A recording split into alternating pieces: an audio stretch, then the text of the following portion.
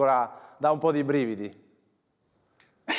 Brividi me ne avete fatti passare e avere per tutto il servizio. Sinceramente sì, è stata un'impresa storica per il volley friulano, per Talmassons, è la dimostrazione, e spero quello che faccia anche l'Udinese e i propri tifosi quando si crede in un obiettivo, in un qualcosa, nulla è impossibile. Brividi ancora forti per un'emozione immensa di una squadra che ha scritto una bellissima favola sportiva, dalla B alla A1 di volley femminile in 5 anni, con step fatti sempre nel modo e nel tempo giusto dalla CDA Volley Talmassons per far approdare il Friuli nell'Olimpo del volley. Sì, ma direi che questo è il risultato non solo di quest'anno, ma di 4 anni di lavoro con un tecnico che è arrivato dopo il nostro primo anno di A2, l'anno del Covid praticamente, con il quale ha portato tutta la sua esperienza in campo, ma anche fuori dal campo. Non dimentichiamo che Talmassons conta 3.800 abitanti.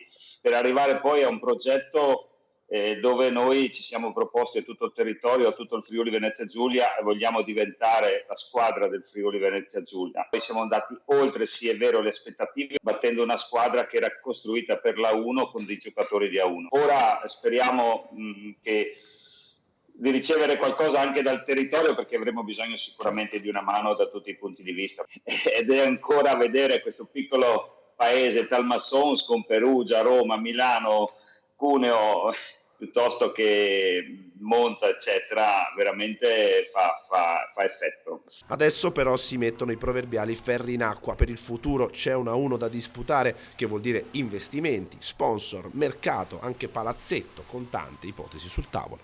I nostri gioielli più giovani, se per loro ci sono delle opportunità importanti, noi sicuramente non intrecceremo il loro percorso. Per quanto riguarda Barbieri, diciamo mancano i dettagli, ma direi che possiamo dire che spero rimanga con noi per costruire poi una squadra per cercare di salvarci. Ecco. Ora il palazzetto della Tisana potrebbe essere, Miano c'ha un altro palazzetto che è privato, che è quello del Bell'Italia, che potrebbe essere anche, come potrebbe essere anche Udine o Cividale.